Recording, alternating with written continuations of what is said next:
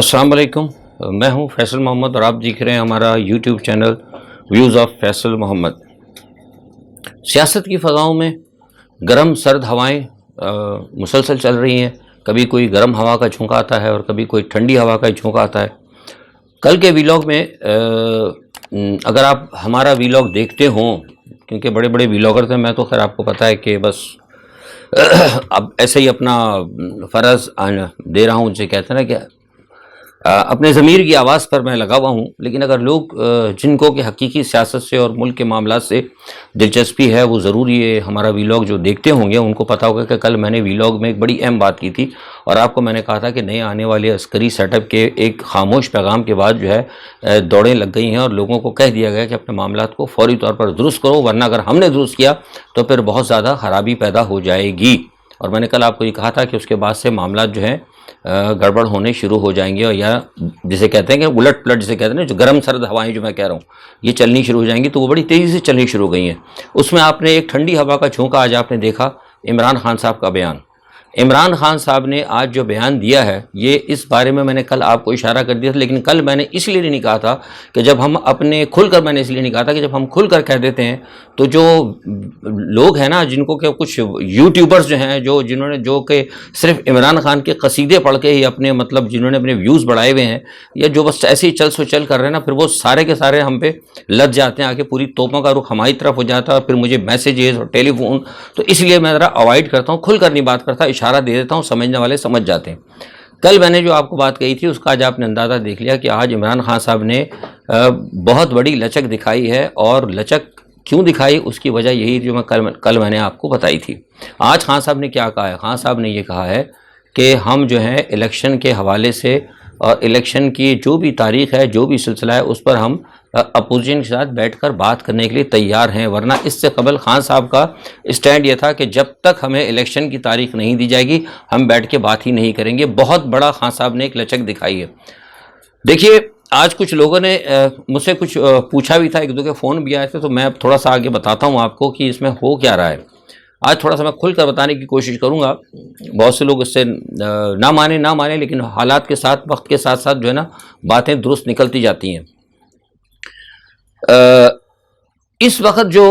Situation ہے، دیکھیں ایک بات، ہم نے اس اپنے چینل سے ویوز آف فیصل سے اور میرے اخباری بیانات اور میرا ٹویٹر اور بہت سارے جو اور میرے جو چینلز ہیں، جہاں میں فورن چینلز، ایران کا چینل ہے، دوسرے دو چینل جو لوگ دیکھتے ہیں، پاکستانی چینلز میں بہت کم آتا ہوں، کیونکہ پاکستانی چینل پہ جب جاؤ تو پہلے کہتے تھے نا اب آپ نے اس پہ بات نہیں کرنی اور اس پہ بات کرنی، تو یہ کام میں نہیں کر سکتا، کیونکہ یہ بس یہ ٹھیک ہے، وہ چل رہا ہے چلنے دیں، وہ جب بات ہوتی ہے تو پھر میں کرتا ہوں، ورنہ نہیں آتا۔ میں نے کئی انٹرنیشنل چینلز پر اور اپنے ہمارے بیان میں کہا تھا کہ کوئی بھی شخص پاکستان کا کوئی بڑے سے بڑا لیڈر، کوئی بھی بڑے سے بڑا ٹاپ موسٹ لیڈر ہو، اگر وہ یہ سمجھتا ہے کہ وہ راولپنڈی اور امریکہ کی معاونت کے بغیر اگر پاکستان کے اندر حکومت کر سکتا ہے یا حکومت چلا سکتا ہے، تو یہ بہت بڑی خام خیالی ہے۔ یہ بات میں پہلے بھی کہا کرتا تھا اور آج بھی کہتا ہوں۔ ہاں، جو خان صاحب جو بات کہتے ہیں نا، وہ بات بالکل درست ہے کہ ہم امریکہ کی غلامی نہیں چاہتے، اور بالکل ایسا ہو سکتا ہے کہ آپ امریکہ کے ساتھ برابری کی بنیاد پہ چلیں، لیکن اگر کہیں آپ یہ سوچیں کہ آپ نے ٹوٹل امریکہ کو ٹوٹل نیگلیکٹ کر دینا ہے، تو اس پر پاکستان، آج میں کھل کے بات کر رہا ہوں، پاکستان کی اسٹیبلشمنٹ کبھی راضی نہیں ہوگی۔ ایک لائن میں نے بہت بڑی بات کی، چاہے کچھ بھی ہو جائے، چاہے وہ باجوہ صاحب ہوں۔ ہاں، باجوہ صاحب امریکہ کے موسٹ اوبیڈنٹ تھے، یہ میں نے آپ کو پہلے بھی کہا تھا، اسی ویلاگ چینل کے ذریعے میں نے آپ کو لفظ استعمال کیا تھا، اور کئی جگہ کہتا رہا ہوں مختلف چینلز کے اوپر بھی کہ موسٹ اوبیڈنٹ۔ حافظ عاصم منیر صاحب جو آئے ہیں، پرو امریکن ہے، بالکل میں کہہ رہا ہوں، بالکل پرو امریکن ہے، پرو امریکن پاکستان کا ہر جرنیل ہوگا، لیکن یہ موسٹ اوبیڈنٹ نہیں ہوں گے، موسٹ اوبیڈنٹ نہیں ہوں گے۔ اس کی ایک وجہ کیا ہے وہ میں پھر کبھی آپ کو بتاؤں گا، لیکن سوال یہ پیدا ہوتا ہے کہ اب لوگ یہ فوراً کہیں گے کہ جی پاکستان کی فوج امریکہ کے چنگل، دیکھیے بات یہ کہ پاکستان کی فوج امریکہ کے چنگل میں نہیں ہے، لیکن ہم مغرب کے ساتھ اس لیے نہیں دور ہٹ سکتے کہ پاکستان کی تمام ڈیفنس کی تمام ٹیکنالوجی جو ہے وہ زیادہ تر جو ہے ہماری ویسٹ کے اوپر کا ہے۔ ہم نے ابھی چائنا کے ساتھ بہت سارے معاملات کیے ہیں، ہمارے چل رہے ہیں، بہت سارے معاملات چل رہے ہیں، لیکن ہمارے F-16 ہیں اور دوسرے تیسرے، اور میں اب نام نہیں لوں گا، بہت ساری چیزیں ہیں، کیونکہ میرا کام نہیں دفاع کے اوپر بات کرنا، یہ کوئی دفاع کے جو لوگ وہ بتا سکتے ہیں کہ کن کن چیزوں پہ دفاعی معاملات سے جو ہمارے دفاعی ہتھیار ہیں، جو بھی معاملات ہیں، جو ہمارے جو ڈیفنس کے جو اسٹریٹجیکل ایشوز ہیں، وہ ہمارے ویسٹ کے ساتھ بہت زیادہ ہیں، ٹھیک ہے، چائنا کے ساتھ ہیں، اور اس کو ہمیں آگے تبدیل کرنے میں، لانے میں، کہ ہم ٹوٹلی بالکل جو ہے مطلب اس سے بالکل ہٹ جائیں. جیسے کہ انڈیا تقریباً اب آپ دیکھیں کہ روس کی تمام زیادہ تر ٹیکنالوجی انڈیا کے پاس ہے، پیٹریوٹک 400 وغیرہ ایس میزائل سسٹم، وہ سب رشیا ان کو دے رہا ہے. تو یہ سارے بہت سارے معاملات ہیں، ان تمام معاملات کو دیکھنا پڑتا ہے. لیکن ہمارے یہاں لوگ جو ہے نا، جو وی لاگس کرنے والے ہیں، یا یہ ہمارے جو اینکرز حضرات ہیں سینئر میں، بس ان کا ایک اپنا پرسیپشن ہوتا ہے، بس انہوں نے ایک بات کی ہوا میں اور چلا دی، اور بس لوگ چل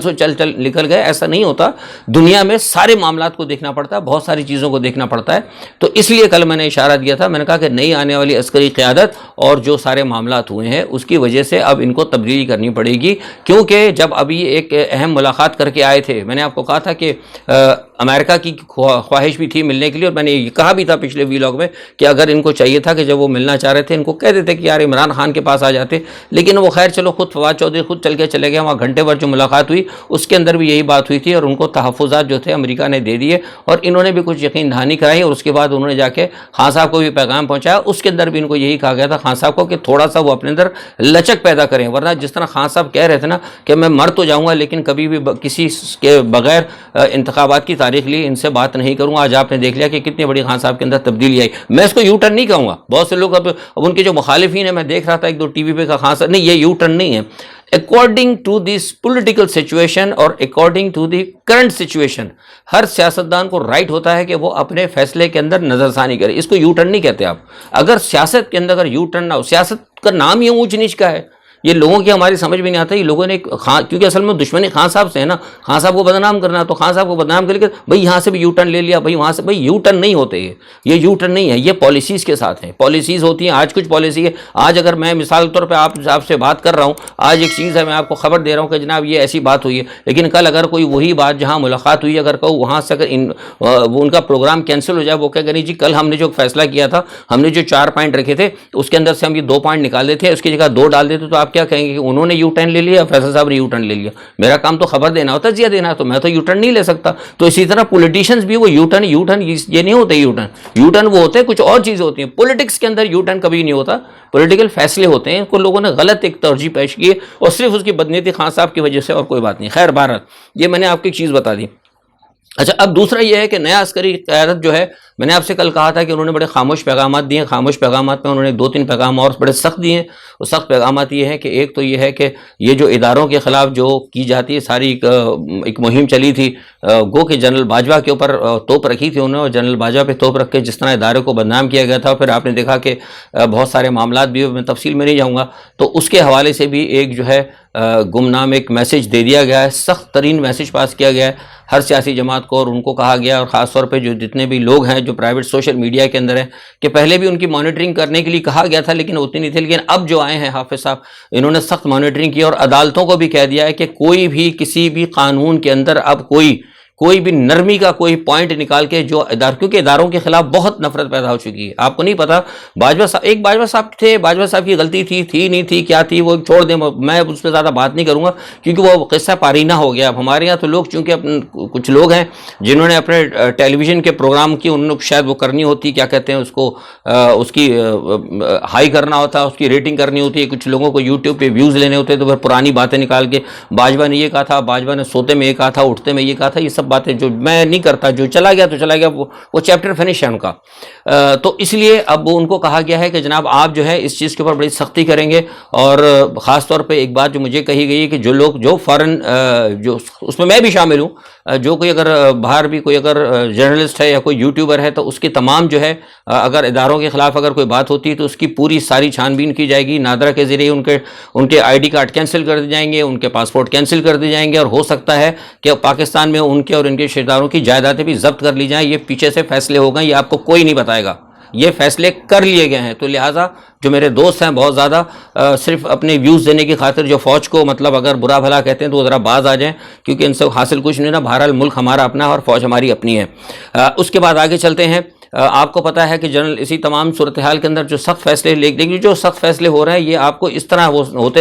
جس طرح پہلے ہوتے تھے نا کہ وہ اس کو بھیج دیا جا کے اس کو پکڑ کے لیا اس کو دکڑ، اس قسم کے نہیں ہوں گے. یہ کام اس طرح کرے گی نہیں آنے والی عسکری قیادت کہ آپ کو بہت کچھ تبدیلیاں ہوتی ہوئی نظر آئیں گی لیکن آپ کو پیچھے سے نظر نہیں آئے گا. آپ کو پتہ ہے اسی لیے وہ ابھی انہوں نے جو پنڈی کی کور کمانڈ ہے وہ بھی اس میں انہوں نے چینج کر دی، شاہد امتیاز کو لگایا. شاہد امتیاز، پنڈی کی کور بڑی اہم ہوتی ہے، سارے معاملات کو طے کرتے ہیں، اور شاہد امتیاز کو لگایا. شاہد امتیاز انتہائی پروفیشنل اور بہت تجربہ کار، بہت سخت جرنیل ہے. کوئی کچھ بھی کہتا رہے لیکن جو میرے پاس معلومات ہے وہ بہت سخت جرنیل ہیں.